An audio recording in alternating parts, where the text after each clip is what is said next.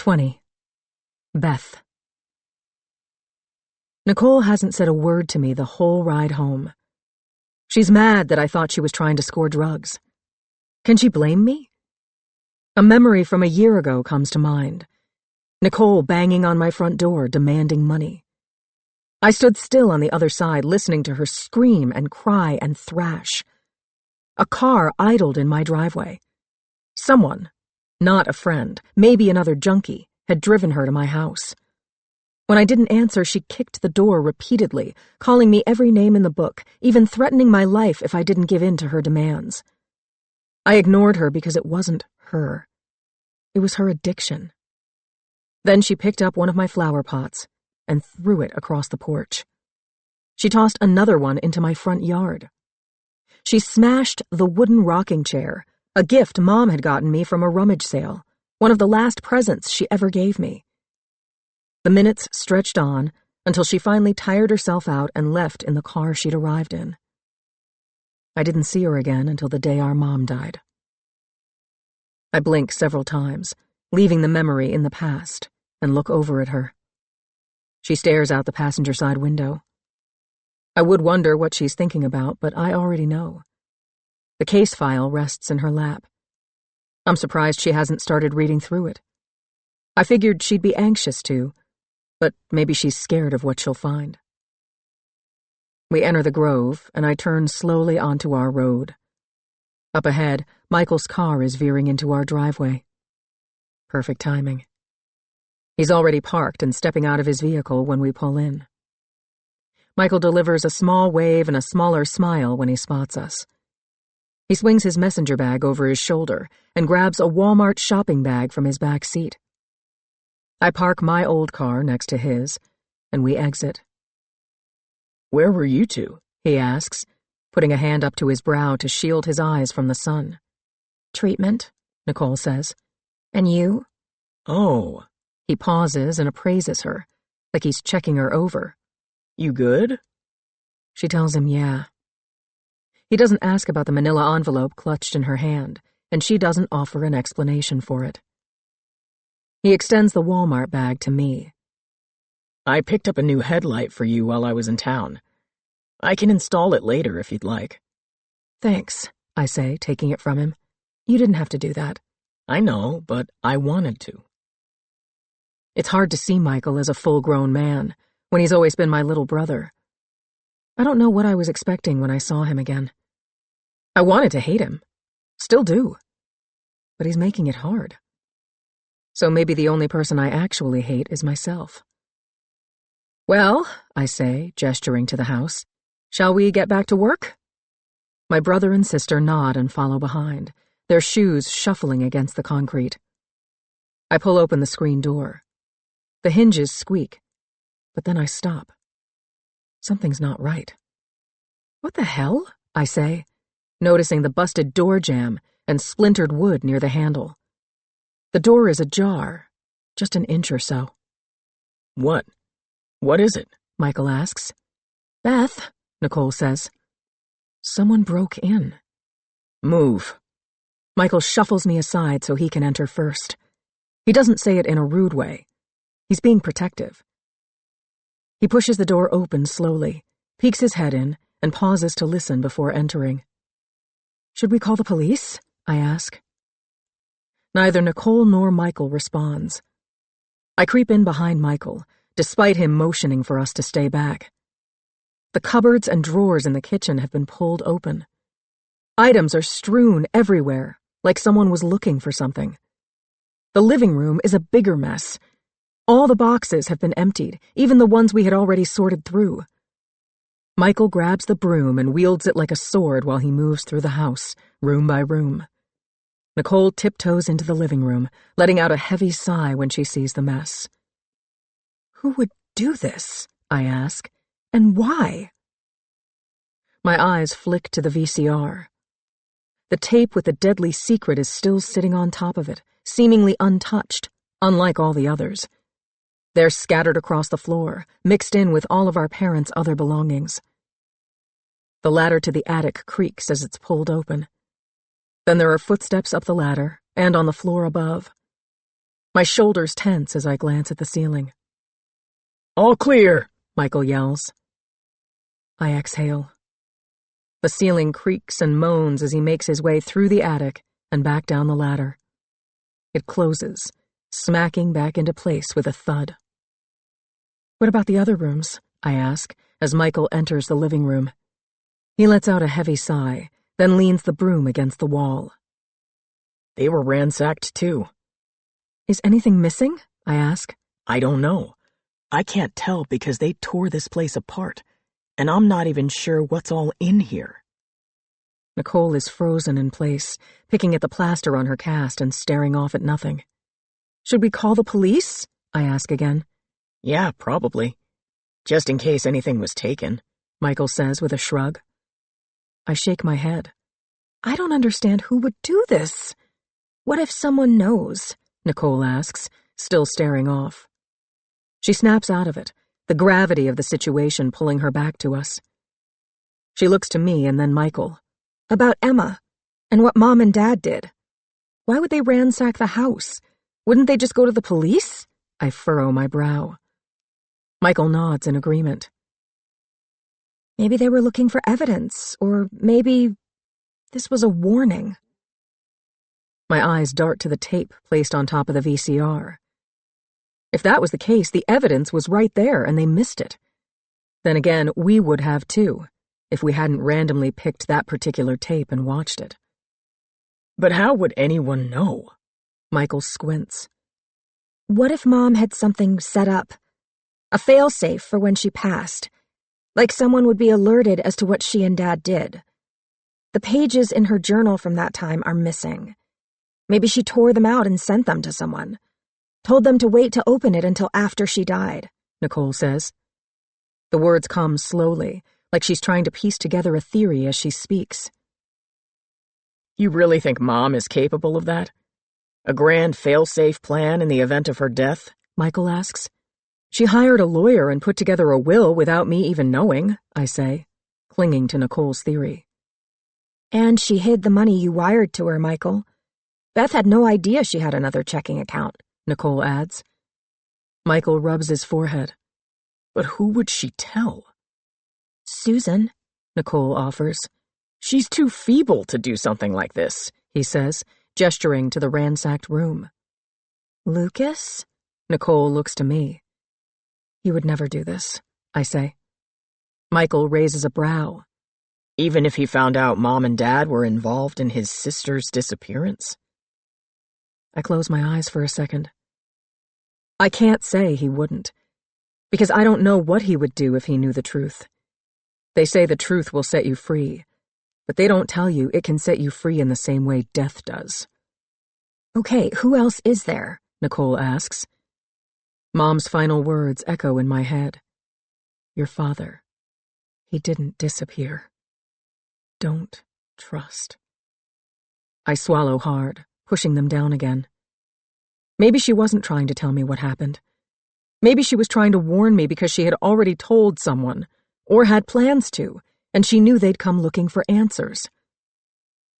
Maybe someone from the Grove? Like who? Michael tilts his head. I don't know. But whoever it is, do you think they'll come back? I ask. If they didn't find what they were looking for, I'm sure they will, he says. What do we do then?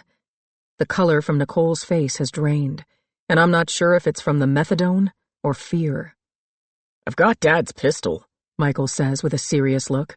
It was in one of the boxes Mom left to me. Luckily, I had already stowed it away for safekeeping, so whoever broke in didn't find it. And if they come back, well, they'll wish they hadn't. You're not actually going to shoot someone, Michael, I scoff. I would if I had to. I don't question him again because I believe him. I hope it doesn't come to that. I'd like to say this was just a random burglary, but that doesn't happen in a town this size. Everything that happens here happens for a reason. The sound of something thudding against the hardwood floor steals our attention. Nicole bends down to pick up the fat manila envelope that slipped from her hand. What's that? Michael asks. She holds it against her chest. A guilty look slithers across her face. I know he's not going to like what she's about to tell him. I didn't like it either. Her actions were careless and messy, even more so now with the break-in. Emma Harper's case file, she says. Michael blows out his cheeks. Where'd you get it? From a friend? She shrugs, trying to act nonchalant. Why? He asks. You said if we didn't find anything, then we wouldn't tell anyone. But we can't find anything if we don't look, Nicole argues. She was fine leaving the past in the past yesterday, so it wouldn't tarnish her reputation. I'm not sure where the change of heart came from. Perhaps it finally sank in that there wasn't anything left to tarnish. I meant find something here. He gestures to our parents' belongings, scattered across the floor. Not playing Nancy Drew and stealing files from the police station. I didn't steal anything. Did your friend steal it? Michael makes air quotes around the word friend. He borrowed it, she says, raising her chin. Oh, I didn't realize the police had a library system for their unsolved case files. He rolls his eyes and starts off toward the kitchen. The fridge opens, glass clinks against glass, and a moment later he returns with a bottle of Miller Lite perched to his lips. He swigs nearly half of it. Michael's been gone a long time and isn't used to dealing with someone like Nicole. She does things the way she wants. Sometimes you gotta give her an inch, but make sure to reel her back in before she takes a mile. Since we already have the case file, it doesn't hurt to look it over, I offer, knowing that it'll keep Nicole occupied. And what if someone notices it's missing? Michael asks. They won't, Nicole says. But if they do? Case files go missing all the time, she says. Michael furrows his brow. How would you know that? I've seen a lot of police procedural shows. This isn't an episode of NCIS, Nicole. This is real life, and it has real consequences, he lectures. I know that. I'm not stupid. Well, you're acting like it. He shakes his head. Oh, piss off, Michael. Just because you went to some fancy college and work at some fancy tech firm doesn't mean you're smarter than me, so stop pretending like you are. She narrows her eyes at him. I don't have to pretend, Nicole. He drinks his beer and turns his back to her, walking farther into the living room, careful not to step on anything. Nicole's face is flushed, and her hand makes a fist. My phone dings, and I retrieve it from my back pocket to check the notification. When Nicole can't contain her anger anymore, she marches toward him. You know what, Michael? I'm so sick of your... Oh my God, I cry out. Nicole stops mid-rant and snaps her head in my direction. What? What is it? Beth, Michael says, drawing his brows together. It's Dad, I say. He's alive. From BrianThomas1@yahoo.com to Elizabeth.Thomas3@yahoo.com. Subject: Long overdue. Beth. I'm sorry I haven't written you in so long. Trust me, it was for the best that I stayed away. There are things I've done that I'm not proud of. Unspeakable things. But know that not a day has gone by that I don't think about you, Nicole, Michael, and my Laura. I can't believe she's gone, and I'm so sorry I can't be there for you all right now. I wish I could have been a better father, grandfather, and husband. But sometimes we're not the people we want to be. We just are. I know you worry about me, but don't. I am safe. I am well. And I'm closer than you think I am. Give Michael and Nicole my love. And please forget about me, because I am not a man worth remembering. Love, Dad. 21. Beth. I've always wanted Dad to write back to me, and now that he has, I wish he hadn't. I'm not sure why I ever thought I needed his words to begin with. Everything he had to say, he said when he walked out of our lives 7 years ago. Michael sits on the other end of the couch with a fresh beer in hand, rotating it as if he's actually reading the label. I'm not sure if he usually drinks this much, or if this is out of the ordinary for him. But then again, grief is like an airport. There are no rules or social norms. You just do what you gotta do to pass the time until you reach your next destination. Nicole clutches my phone in her hand. Her brows are knitted together as she rereads the email over and over again. Why would he write you now after all these years? She asks. Because Mom passed, I say. That had to be the only reason why he'd choose to respond now. All of my other emails went unanswered. Michael lifts his beer bottle and swigs. Or he knew we found out. How? I look to Michael, and then Nicole. She lifts her head. Maybe he thought Mom told us. I swallow hard as my mother's words return to me. Your father. He didn't disappear. Don't trust. Michael raises a brow. Mom didn't say anything to you before she passed, did she? He's staring at me. Nicole is, too, now. No, I lie again. I don't know why I don't just come out and tell them. But they weren't here. They knew she was dying, and they still didn't come, so they don't deserve Mom's last words. A line from Dad's email jumps to the front of my mind. I'm closer than you think I am. It's creepy. Or maybe it isn't, I don't know. The police figured he fled to Mexico given where his truck was found, a little over 10 miles from the border. Now I'm not so sure. Mom's words echo in my head. He didn't disappear. And then Dad's. I'm closer than you think I am. Maybe she knew he'd reach out after she passed. Maybe Mom was the one that kept him away. I try to think back to when he left. I remember Mom coming to terms with the fact that he was gone rather quickly. She always tried to get me to stop looking for him, and would say things like if he wanted to be here, he would. It wasn't like when Emma went missing. Susan, Eddie, and Lucas held out hope that she would return. They never stopped looking for her. But Mom stopped looking for Dad. Maybe because she knew exactly where he was this whole time, and she wanted him to stay there. My eyes dart between Michael and Nicole again. She did say one thing. The words fall out of my mouth. I only say it because I don't think I can figure it out on my own. Perhaps they can help solve Mom's riddle and Dad's cryptic email. Michael's smart. He's always been the brains of the family. And Nicole sees things through a different lens, like the world is presented uniquely to her. If I put an apple in front of her face and asked her to describe it, she wouldn't say it was red or shiny or round. She'd tell me about its natural wax, the layer of protection that slows down its decay. She'd point out a weak spot, perhaps discoloration, or a bruised, mushy area caused by impact or too much compression. By the end, she wouldn't even be describing the apple anymore. Michael leans forward in his seat, squaring up with me in a way. What did she tell you? Nicole purses her lips, holding in the words she clearly wants to yell at me. She crosses one leg over the other and bounces her foot, showing how little patience she has for me. They're waiting for me to say more, to admit that I lied to them, and to reveal what exactly I lied to them about. This undercurrent is why we can't trust each other. She said Dad didn't disappear. I leave out the don't trust part, and I don't know why I do. Maybe I want to keep it for myself. Something just for me. Or maybe I don't want to lose hope that my dad is a good man. Why wouldn't you tell us that? Michael scoffs. What else did she say?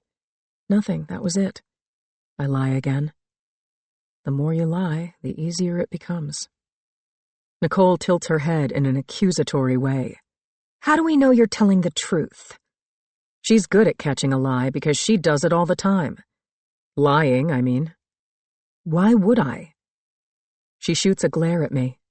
Why would you lie about Mom saying something to you in the first place? I don't know. I just didn't understand what Mom meant, so I thought it was nothing. My words come out choppy and unconvincing. I always knew it was meaningful. People don't use their last breaths on worthless words. Michael leans back in his seat and sips his beer. Well, clearly it meant something. He appears nonchalant, but I can practically see his brain working overtime, trying to put the pieces together. Nicole squints in concentration. She wants to be the one that figures this out. When you have nothing, you have everything to prove. Yeah, but what? I ask. With the email from Dad, it seems like she was warning me, like she knew he'd come back. Wait, can't you track an email? Nicole asks. Like an IP address or something? She glances at me, but I don't have the answer. And then we both look at Michael. Sometimes, yeah, he says. Well, do that. His email said he's closer than we think.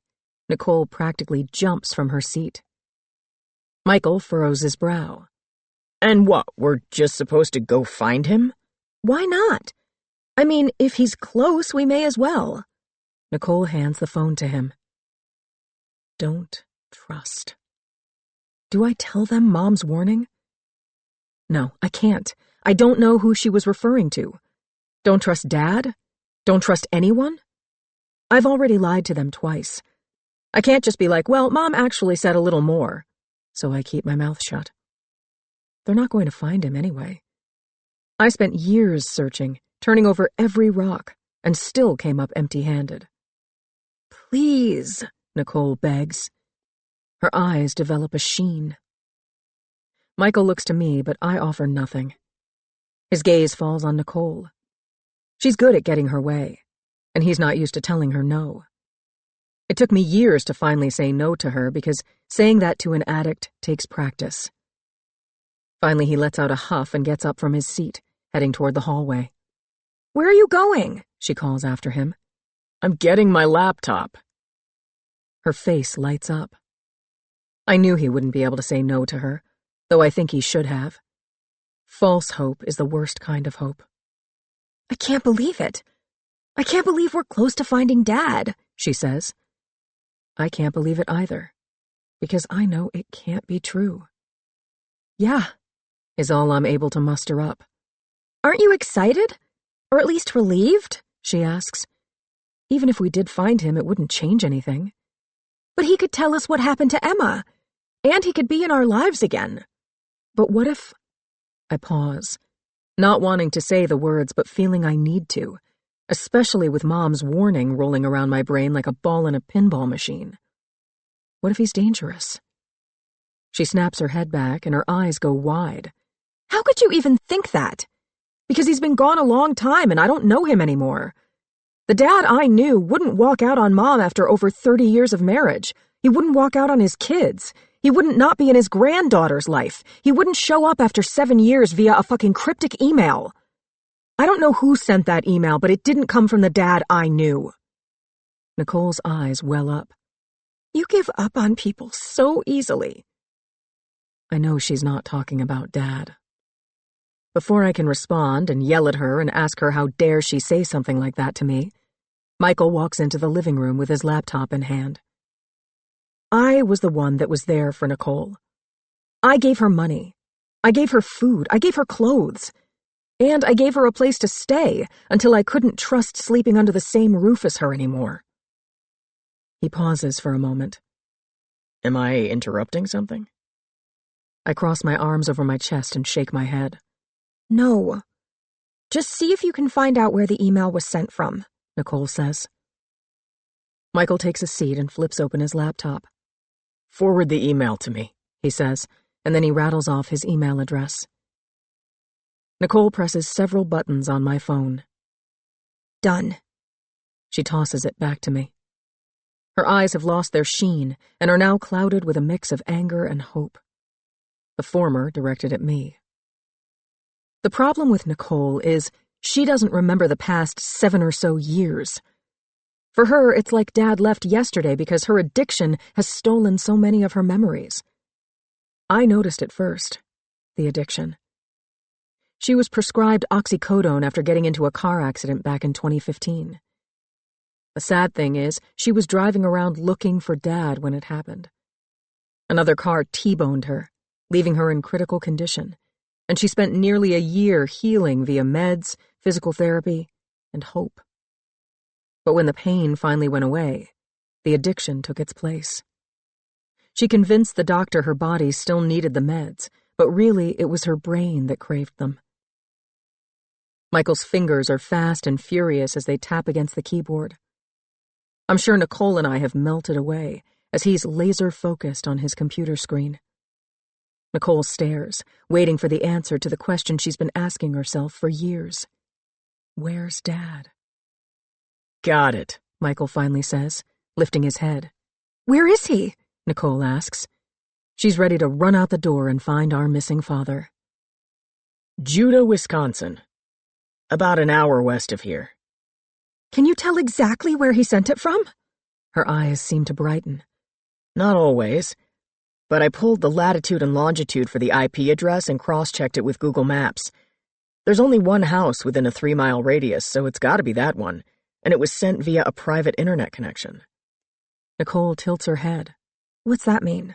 Meaning he wasn't at a Starbucks or a library or some other business. Let's go then. Let's find him. She smiles, like Dad's location is X marks the spot on a treasure map. I feel so sorry for her. Even if she finds him, finds exactly what she's looking for, he won't be the father she remembers. He just can't be. Michael looks to me. I think he's expecting me to be on board, to jump for joy like Nicole practically is, but I'm not. Dad has disappointed me far too many times, and I can't do it anymore. I'm not going, I say. Her smile fades, and a scowl replaces it. What do you mean you're not going? I mean I'm not going. Don't you want to find him? Nicole eyes me cautiously. No, I don't. Why? She asks. I just don't. I'm not going to explain myself to her because she wouldn't understand anyway. She shakes her head, as if I'll change my mind and jump up and join her. But I won't. I lost everything looking for him. Even though there's nothing else for me to lose, I'm not willing to gamble it for a sliver of hope. She looks to Michael. He raises his shoulders slightly and drops them, a weak shrug. Michael? She says. Her voice is meek and soft. He closes his laptop, pausing before he answers. I don't think either of us know what he's going to say. He's always held his cards close. All right, I'll drive. Her lips curve into a smile, and she bolts toward the front door. It brings me back to when we were kids and Mom would call out, "Dad's home," on Friday nights. We'd be so excited, and we'd all come running to greet him. Only one of us is running to him now, and that's only because she's running away from everything else. Michael stands from his seat and tilts his chin. Are you sure you don't want to come, Beth? I'm sure, I say. But I do hope you find him. Will you be fine here on your own? Given the break-in. His eyes scan the living room and then land back on me. Yeah. Michael nods, accepting my answer. I can't tell if he's disappointed in my response, if he understands it, or if he's happy that I took a stance. He leaves the house without another word, and that silence is exactly what I need. 22. Nicole. Michael's rental car drives smoothly, absorbing the shock from bumpy roads and streets riddled with potholes. I think that's how his life has been, too. Equivalent to a ride in a luxury vehicle, untouchable from the ups and downs of existence. I haven't owned a car in a while, but I did have an old Toyota Camry. Before I couldn't afford the insurance or even the gas in the tank, and I remember the drives were never smooth. His hand rests on the bottom of the steering wheel, while his other lies in his lap. There's no tension, no worry, nothing. It's all very laid back. We're maybe 5 minutes away, and we haven't spoken the whole ride. I'm not sure either of us know what to say. What do you say to a person you used to know? It'd be easier to talk to him if I didn't know him at all. Thanks for coming, I finally land on. Michael glances over at me. Of course. I couldn't let you go alone. Beth could. I briefly meet his gaze before breaking away and looking out the passenger side window. A blur of harvested cornfields and pastures scattered with dairy cows pass by, The sky is a light gray, like a dirty sheet has been pulled over it. It's looked like that since Mom passed. Maybe she took the sunshine with her. I wouldn't take it personally, he says. His eyes are back on the road ahead. How else am I supposed to take it? Did you take it personally when I stopped coming around after Dad went missing? It's the first time he's mentioned his absence. Yes, I say without hesitation. Why? Because we're family and we needed you. Mom didn't. I study his profile. He has Dad's nose and chin, strong and pronounced. His eyes are a mix of both our parents. Not blue, not green, but hazel. His hair is dark like Dad's with specks of gray, but he keeps it cut short on the sides and a little longer on top. What do you mean, Mom didn't? He clenches his jaw slightly, like he's chewing on the words that he hasn't uttered yet, clasping them with his back molars and deciding whether or not to release them. She told me not to come back, he says. Why would she tell you that? He swallows hard. His Adam's apple rocks up and down, covering nearly the full length of his neck. Because when she called to tell me about Dad leaving, I said it was probably for the best. Why would you say that to her? Why wouldn't I say that? She said he left a note. That means he chose to leave, and honestly, he and I hadn't been good for a long time. Ever since I moved out to California, he lost interest in my life. I think he resented me for doing more than he ever did, which is pretty fucked up. Our parents pushed us to be the best, but when I did better than Dad, he shut me out. I deliver a sympathetic look, but Michael doesn't see it. His eyes are focused on the road. I didn't know there were issues between him and Dad. I'm sorry, Michael, I say. He shrugs and mutters, Thanks. If it makes you feel any better, you get the same treatment if you do worse than your parents too, I say. What do you mean? He asks. I hadn't seen Mom in over a year before her death. Why? She told me not to come back too. Not until I had a chip. A tear escapes the corner of my eye.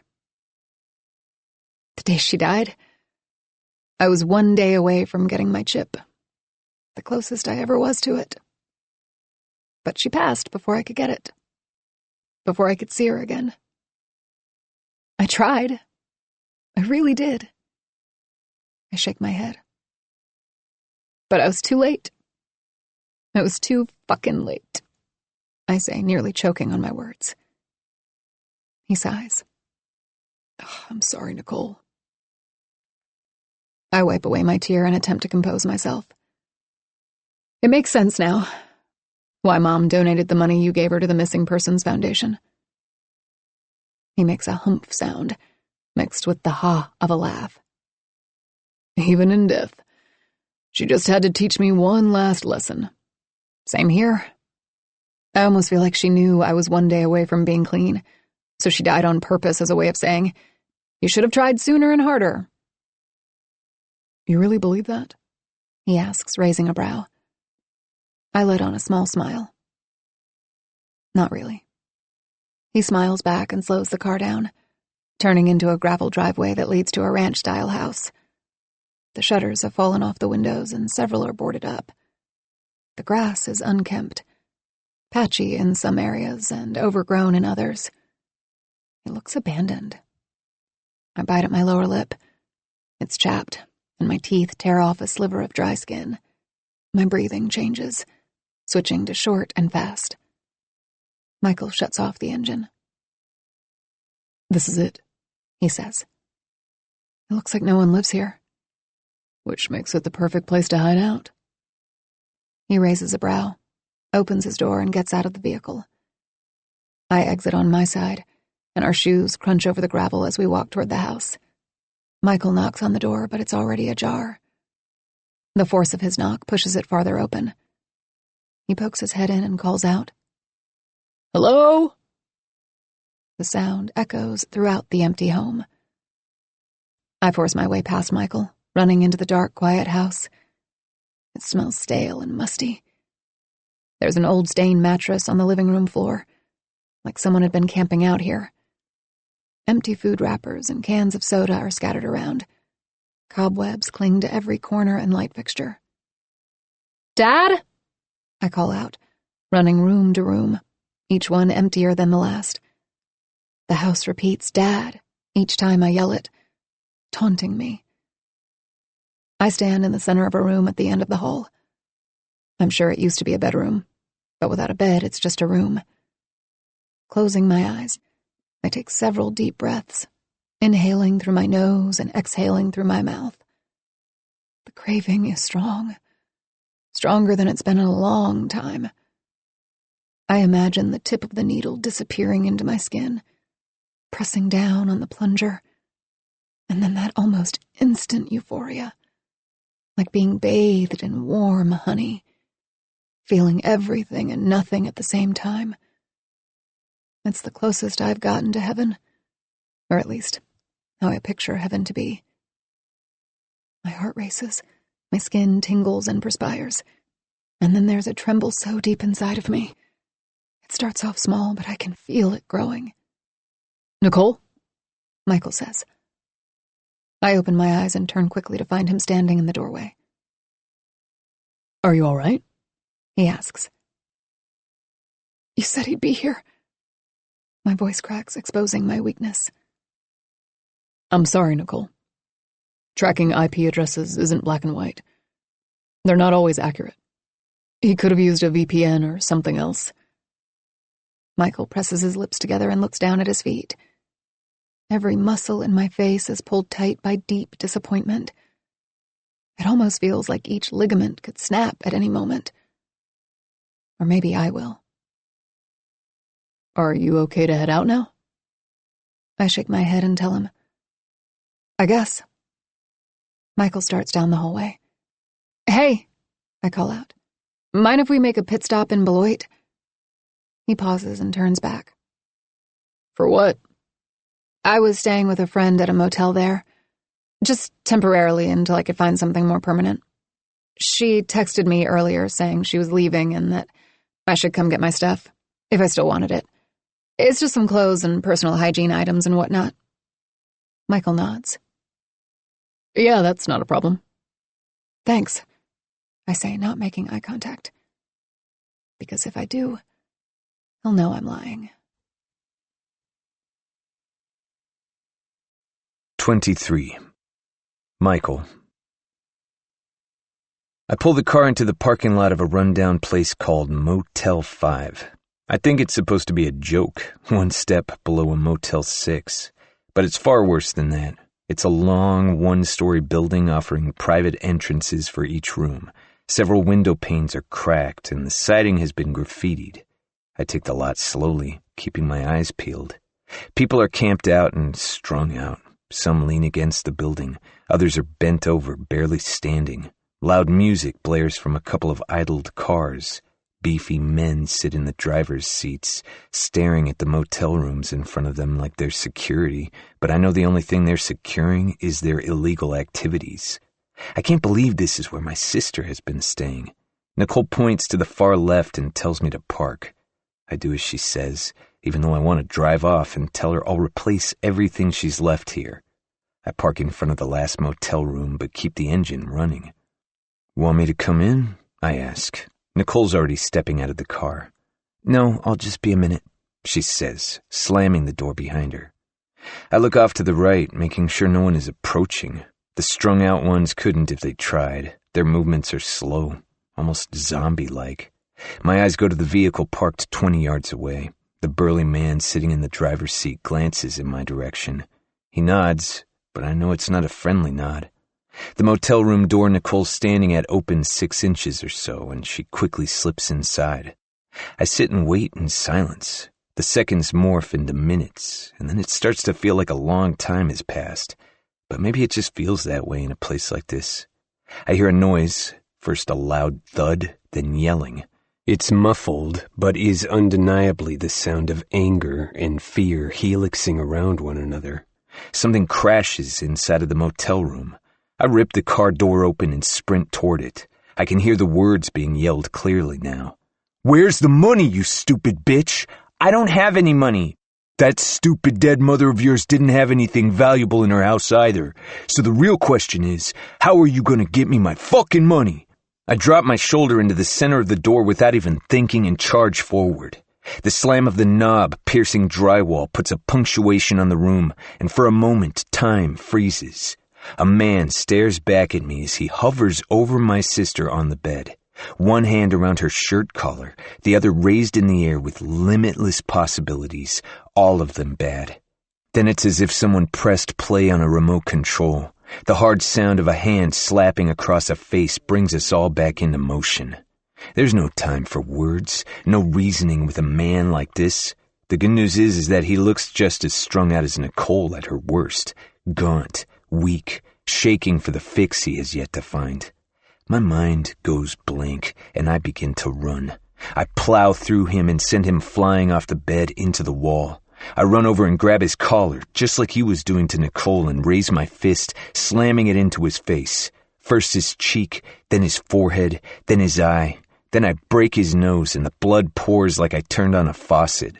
He gags, spitting blood onto my clothing, and I can only imagine the sick and vile things swimming around his bodily fluid. I punch again, this time knocking his teeth in. He's barely conscious when I stop. Getting to my feet, I turn to Nicole, who is stricken with fear and shame. My heart is racing, and adrenaline is coursing through my veins so fast that I don't feel anything at the moment. I'm sure I broke bones in my hand, or at the very least severely bruised it, but nothing registers except the crumpled form of my sister sobbing on the bed. How much do you owe him? Nicole looks up, bewildered that this is the question I ask first. $500, she manages to choke out through tears and sucking breaths. I reach into my pocket and pull out my wallet. It's a beautiful piece from Hermes, calfskin, handmade in France. It's worth more than the money Nicole owes this piece of shit. I take out a wad of cash and throw it at his battered face. Some of it sticks to the blood that is pooled around his nose and mouth. Here, now she owes you nothing, I say, crouching down. I put my lips near his ear and whisper, if you come near my sister again, next time I won't stop. Do you understand? He nods and moans. Good. I stand again and kick him in the ribs just to make sure he truly understands. It sounds like a child breaking a stick over their knee. He sucks in a high-pitched squeal as he rolls over on his side. I help Nicole, and she sobs as we walk out of the motel room, back into the light of the world. Opening the passenger door, I help guide her into her seat. I'm sorry, Michael. I'm so sorry. You have nothing to be sorry for, I reassure her. I'm not strong enough, she sobs. Yes, you are. Nicole lifts her head. Thank you.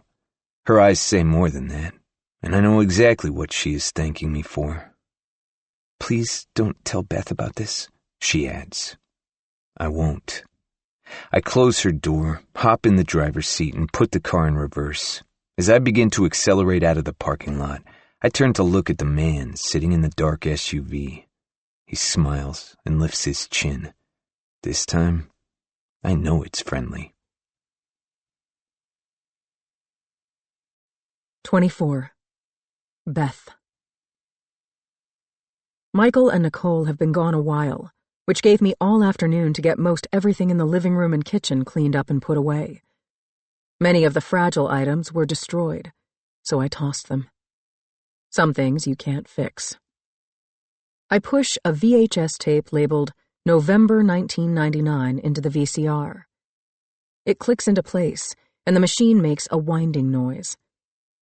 This tape is the next one in chronological order after June 15, 1999. There was a gap, months without a tape, and that made sense. Mom clearly didn't want to capture any of the memories following Emma's disappearance. It also explains why she forgot to record over the clip from that evening. She couldn't face what happened. The screen is gray static, and then it flicks to blue before an image appears. The date on the bottom right corner reads November 13th, 1999. Michael is seated at the kitchen table. A birthday cake decorated with an edible image of a computer monitor rests in front of him. Across the top of the cake, Happy 13th birthday, Michael, is styled in green icing like computer code, and there are 13 lit candles surrounding the message. The flames flicker and dance. We haven't celebrated Michael's birthday since he moved to California. And I haven't wished him a happy birthday in years, so it's not something I usually remember. But he'll be 36 next month. On screen, Dad sits next to Michael at the kitchen table, smiling and singing happy birthday. There's little evidence on his face of the horrible thing he'd done, but he does appear to have aged a few years in the 5 months since the previous tape. Gray hair peppers his burly beard, and new wrinkles crowd the corners of his eyes. Nicole and I stand on either side of our brother, belting out the same lyrics. Mom isn't in view, so I know she's the one holding the camcorder. She was almost always the one holding the camcorder, which is why hardly any photos or videos of her exist. Strangely, although the microphone is right next to her, it barely picks up the sound of her singing. It's like she's whispering the words, not fully committed to them. When the song finishes, Michael squeezes his eyes shut, conjuring up a wish, and then he extinguishes all the flames with one gust of air. Wax drips down the candles, seeping into the cake. My siblings and I don't waste even a second before we pull the candles and suck the frosting off the ends. "What'd you wish for?" Dad asks. I can't tell you, Michael says. "Oh, come on, you can trust me." Dad forces a laugh and nudges him. The camcorder makes a whirring sound, and the lens zooms in on Dad, closer and closer, until the center of his face fills the whole screen. Although the video is blurry, the intensity in his green eyes is clear as day. The camcorder stays zoomed in on him for a few seconds before the lens retracts, bringing me and my siblings back into frame. If you tell him, it won't come true, Mom says. Her tone isn't playful. It's serious. But no one seems to notice. Michael juts out his chin. Yeah, I can't tell you. "You can tell me anything," Dad says with another forced laugh, playfully ruffling Michael's hair. My brother pulls away, flicking his locks back into place, while Dad flashes a smile in Mom's direction. I don't think she returns it because he quickly averts his attention back to us three, asking, "Who wants cake?" I do, we all say in unison. Dad cuts it into slices and divvies them up. Mom declines. No one notices. She keeps the camera focused, so all of us are in the shot. It seems like a birthday celebration that any other family would have, and I don't remember noticing anything out of the ordinary that day. But that's because I was seeing it through my eyes, not Mom's. The camcorder whirs as the lens zooms in again. First it's on me. My face fills the screen as I shove a forkful of white birthday cake into my mouth.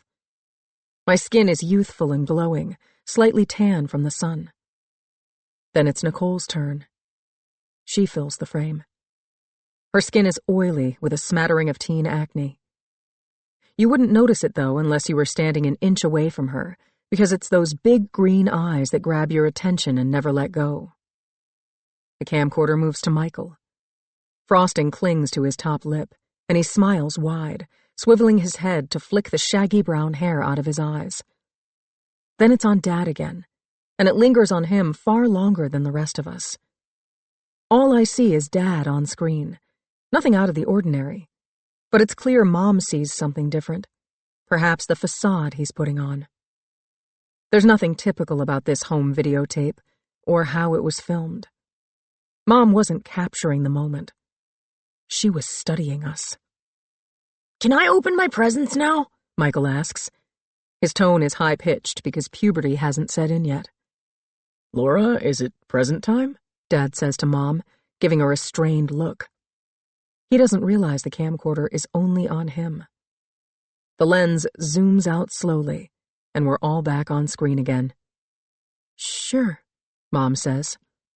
Her voice lacks enthusiasm. No one notices. Michael claps his hands and pushes his plate to the side, freeing up the space in front of him. "Hold on." Dad backs his chair out and stands from the table, walking toward Mom. Michael's going to flip over this. Make sure you get his reaction, he whispers to her before leaving the room. Mom says nothing. A few moments later, Dad appears back on screen carrying a large wrapped box. This is from the whole family, he says, placing the gift on the table and beaming at his son. The whole family? Nicole laughs. I got him a yo-yo. I don't know anything about this huge present. It's true. Nicole and I didn't know what was in the box. Michael tears through the wrapping paper, revealing a compact Prosignia desktop computer, or at least that's what it says on the side of the cardboard box. He squeals, and a string of words fly out of his mouth. Awesome! This is the bomb! I can't believe it! This is for me? Thank you, Mom and Dad. I love it so much! He rotates the box, taking it all in. I hope this means I'm getting a car for my birthday, younger me says, her eyes darting to Dad, and then directly at the camcorder. Dad pats the box with his hand. Well, this is so Michael can do JavaScript coding at home. But since it's the only computer in the house, we're going to set it up in the front room so everyone can use it. Understand? We all nod, but Nicole and I exchange a look. And I remember what it meant. Michael getting that sizable gift seemed so unfair to us, and completely out of the norm. They didn't have money for something like that, but now it makes sense. Michael's birthday was the first of ours since Emma went missing. Mine is in April, and Nicole's is in March. Maybe this was their way of distracting us, keeping us from seeing the cracks in our own family, or from uncovering the truth of what they had done. Busy minds don't wander. A knock at the front door startles me, pulling me from the past. I quickly eject the tape, slide it back into its sleeve, and place it with the others. Well, except for the one that's been left out, set on top of the VCR. That one doesn't belong with the others. Out on the porch, I find Lucas. He's wearing a gray knit beanie that I'm sure his mother made. His hands are slipped into the front pockets of his jeans, and he smiles at me. It's the kind of smile that makes the eyes sparkle. No one's looked at me like that in a very long time. Despite the temperature outside hovering in the 50s, my skin feels warm to the touch. Hey, I say, pushing open the screen door so there's nothing between us. Well, except for that secret that feels more like a brick wall stacked 5 miles high. Everything all right? It's the question you ask when you've gotten more bad news than good in your life. Yeah, everything's fine. He pauses for a moment. Oh, what happened here? Lucas gestures to where the door's wood has splintered. I glance at it. The break-in. But I can't tell him that because it might have something to do with his sister and what our parents did. Oh, we were hauling a piece of furniture out to donate to Goodwill and, well, that happened. Another thing to fix, I guess. I shrug and offer the tightest smile. Did you need something? I quickly add, trying to make sure the subject of the broken door is changed. His eyes linger on the door for a moment before swinging back to me. No, he says. I just wanted some fresh air and to see if you had time for a walk. Sure, I nod. Let me grab my coat. He smiles again. It's smaller this time. I shove my feet into a pair of old tennis shoes and grab the nearest coat hung on the rack. It's a faded old denim jacket. Mom's. I consider putting it back and picking another, but I don't. I just slip it on. Some things you have to wear, like guilt and grief, and old jackets left behind by loved ones who've passed. Where to? I ask, closing the broken door behind me. Lucas looks left, where our long driveway leads to the road. Then he looks right, where the curved waterway followed by concrete steps cuts through the hillside. How about down to the creek? I haven't seen it in ages. I swallow hard, but agree to his suggestion. It would be odd if I said I didn't want to go down there. We walk side by side, following the path of the waterway my dad poured when we were kids. It was his design, a means to ensure heavy storms didn't erode his land when the rain ran downhill. Dad was always worried about losing things.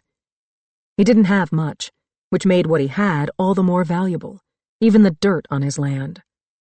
Both of my parents were that way. My mom due to loss, my dad due to having little to begin with. There's a drop-off a few feet high, where a wall was created out of cement and rocks collected on the property. When the rain is heavy, it flows over it and crashes to the pavement, making a sound like a waterfall. Lucas jumps first, his feet landing firmly on the concrete. He turns and holds out his hand to help me, just like he did when we were young. But unlike back then, I actually need the help now. I take his hand, bend at the knees, and hop off the ledge. When my shoes hit the pavement, my bad knee gives out, and I nearly tumble over. His hands grab the sides of my waist, keeping me in place so I don't fall. I got you, he says.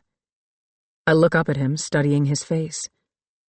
There's 1,000 words I want to say to him, but the only one I let out is, thanks. We exchange smiles. Mine is tight like a rubber band stretched to its limit. His is the opposite. The concrete steps leading down the valley are large, so we take them slowly. They're lined with rocks and boulders, also collected from the land, 5 feet wide on either side. On the left, 3 lampposts are positioned equally in distance to one another. Beyond the concrete and the rocks are hillsides covered in old trees, wild, untamed weeds, and fallen leaves and branches. Lucas holds my hand until we're at the bottom. When his fingers slip away, I can still feel them cradled in mine like a phantom limb. The valley feeds into a clearing enclosed by hefty box elder and ash trees. From where we're standing, it looks like the tips of them are touching the dull gray sky. Leaves ranging in colors from yellow to orange to brown dance through the crisp air, falling one by one before settling onto the ground. I forgot how incredible it is down here, he says, scanning the area. It really is, I say. Where are your siblings? I sigh. They went to find my dad. He furrows his brow. What do you mean? You know those emails I told you about? The ones I send to my dad every week? Lucas nods. He wrote back. Wow. That's unbelievable. He scratches the back of his neck and glances down at his shoes. It is. Why would he write back after all this time? Maybe because Mom passed, and he felt obligated to reply? I shrug. What did he say? Not much. Just that he couldn't be here for us.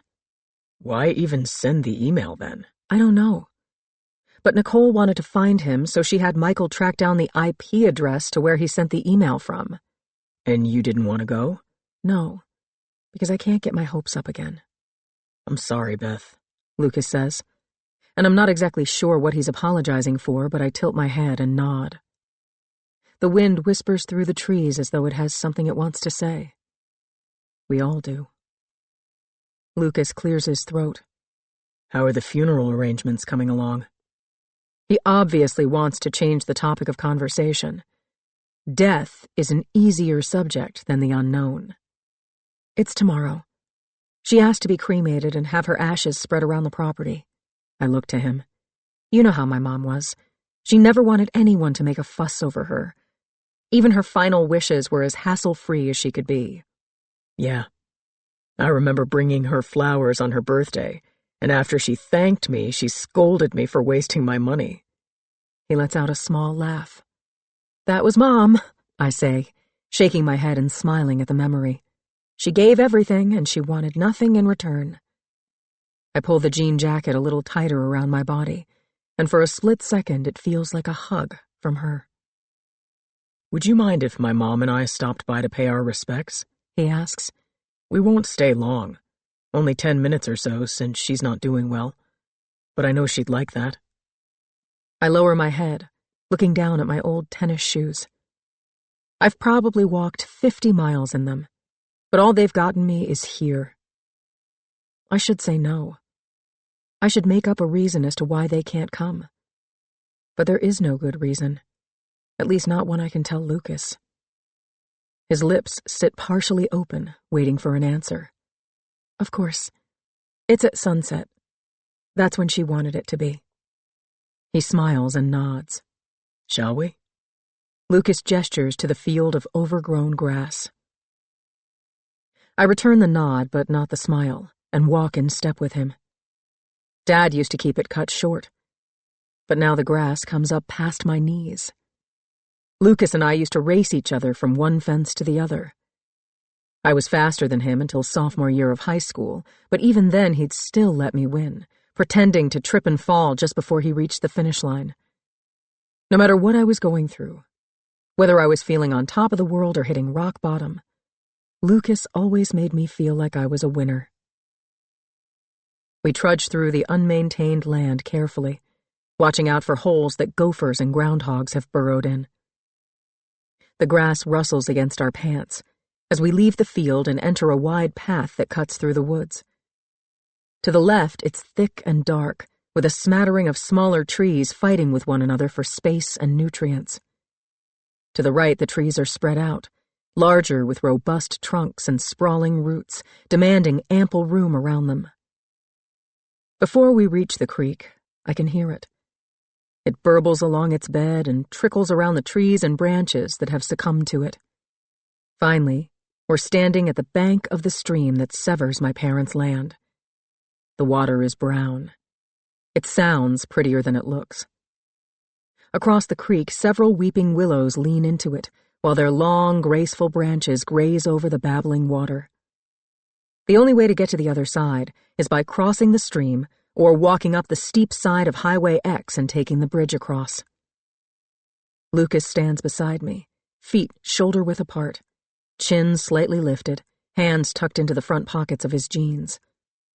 I scan the creek until my eyes lock onto the arch of the highway underpass. The water under the bridge is shallow, causing the creek to narrow and create a bed of sludge. I blink, and I see her there, covered in blood and mud. Clouded eyes that see no future. Her skin pale and cold. I wonder what they did with her. Where is Emma now? I blink again, and she's gone. Lucas rests a hand on my shoulder. Are you all right? I shake my head and say, yeah. He doesn't notice my body tells the truth while my mouth lies. Thought I lost you there. No, I'm still here. I avert my gaze because I can barely look at him. Good, he says. Because I miss this, he adds with a faint smile. My eyes find their way back to him like magnets to metal. Miss what? Us. My body speaks before my brain can shut it down and say it's not a good idea. My arms snake around his neck, and my hands settle on his back. He pulls me into him. Although I haven't kissed him in decades, when our lips touch, it feels like everything I've ever lost has been safely returned home. It starts off slow and soft and warm. When the pressure builds, our tongues take over, flicking and swirling around one another. My teeth sink into his fleshy lip. I can't get enough, and I wonder how I ever let him go to begin with. It feels like a first kiss or a final one. But I fear it might be the latter, thanks to the deadly secret sewn to my heart.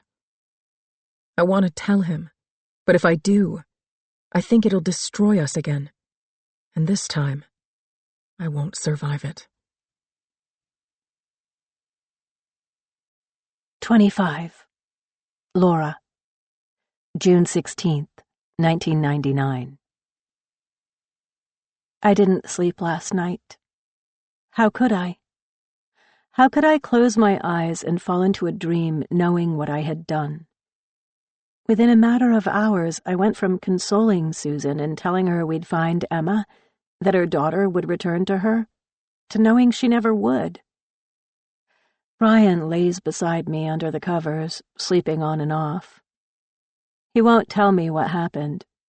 He said he wasn't even sure what all happened yet. He said he needed to know more before he could tell me. Then he said the less I knew, the better. I don't believe it. And I don't think I can live with a half-truth. A half-truth is just a whole lie.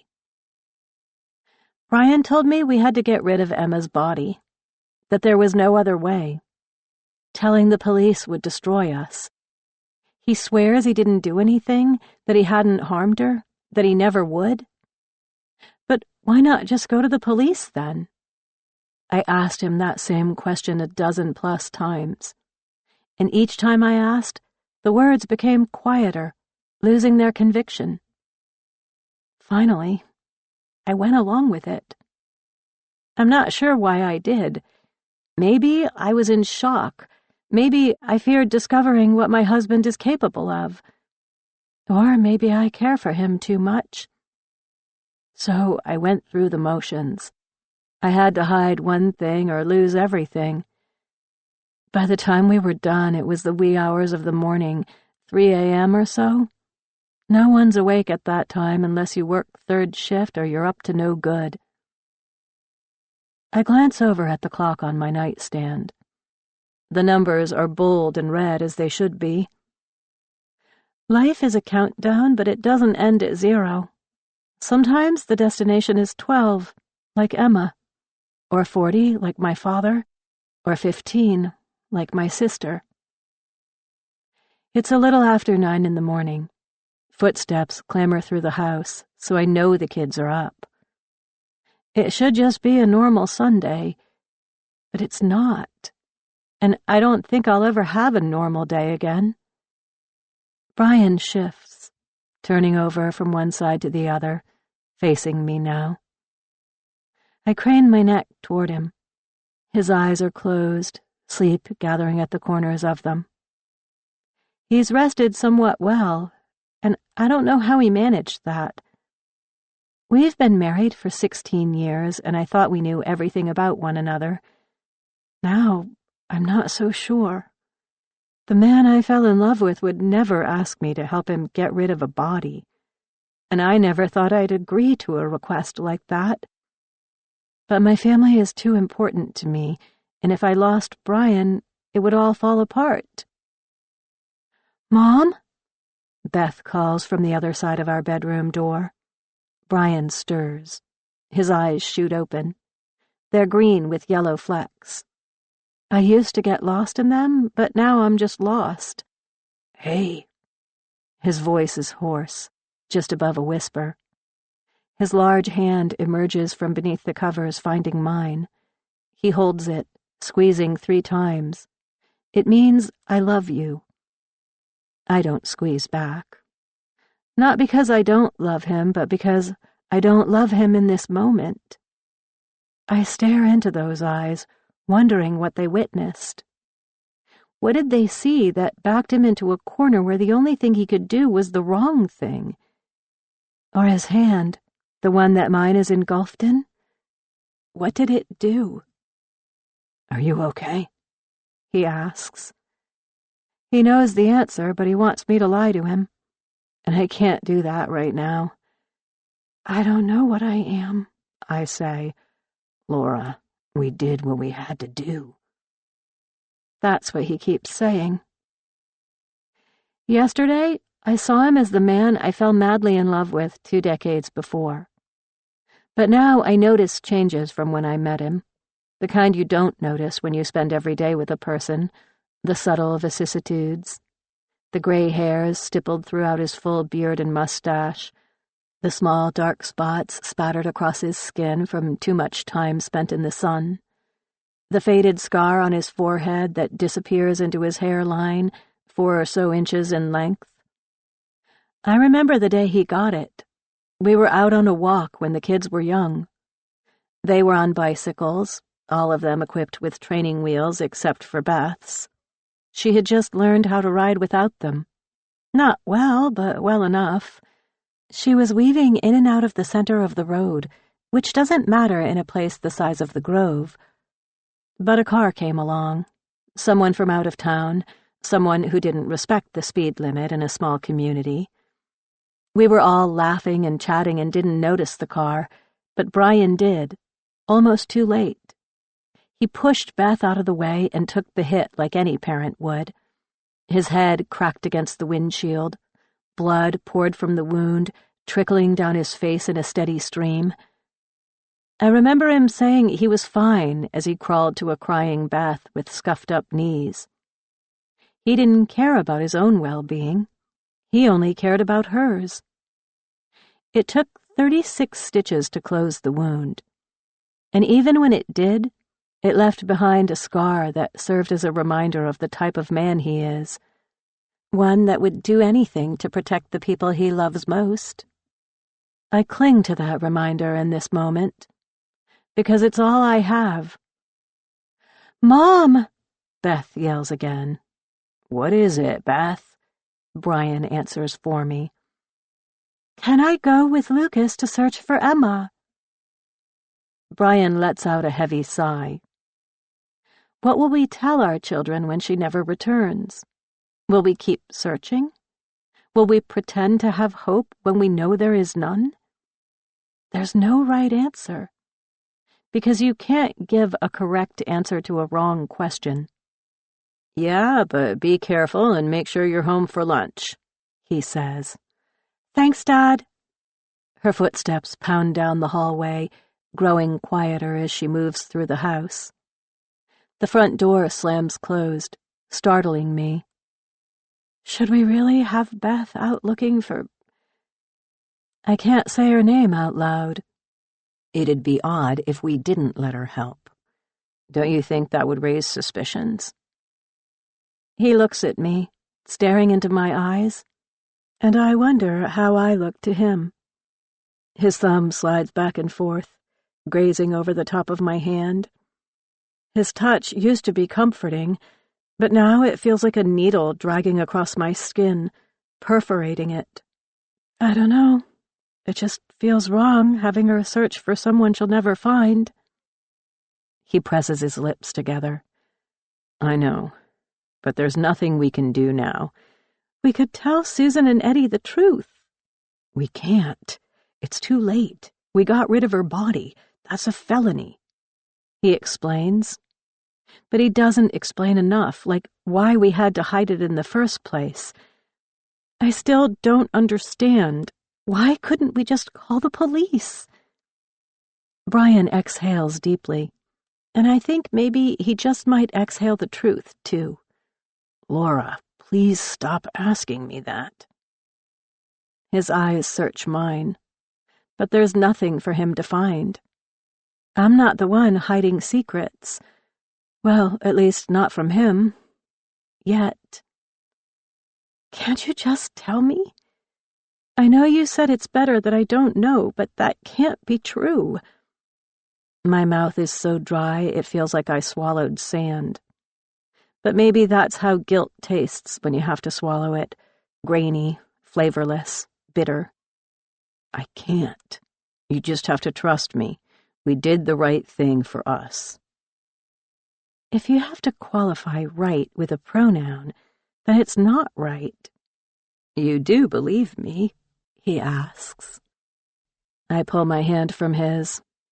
I don't have a choice. His brows knit together, and a sliver of his green eyes disappear behind his lids. We've both done a bad thing. It binds us to one another more than any other connection we've ever had. More than this house we built together, more than our marriage, and more than our children. He and I share the darkest of secrets. Brian, when you love someone as much as I love you, you believe them. You always believe them, I say. He smiles warmly, and his thumb grazes over my hand again. It feels like a razor blade, but I don't wince. It doesn't matter if I trust him. It only matters that he thinks I trust him.